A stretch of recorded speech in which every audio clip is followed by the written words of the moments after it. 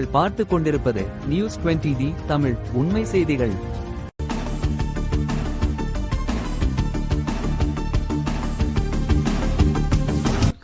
News 20D Tamil செய்திகள்.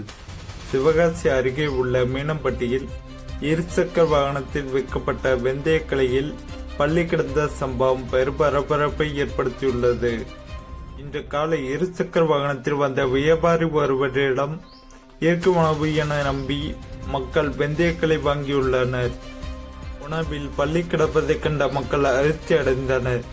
அந்த கிளையை சாப்பிட்ட சிறுவர்கள் மற்றும் பெரியவர்கள் முன்னெச்சரிக்கை நடவடிக்கையாக சிவகாசி அரசு மருத்துவமனையில் சிகிச்சைக்காக அனுமதிக்கப்பட்டுள்ளனர்.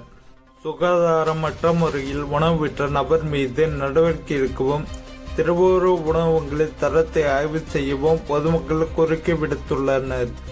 நியூஸ் 20 தமிழ் செய்திகளுக்காக விருதுநகர் மாவட்ட செய்தியாளர் பா. அழகர்சாமி. செய்திகளை உடனுக்குடன் தெரிந்து கொள்ள நியூஸ் 20D தமிழ் சேனலை சப்ஸ்கிரைப் செய்யவும்.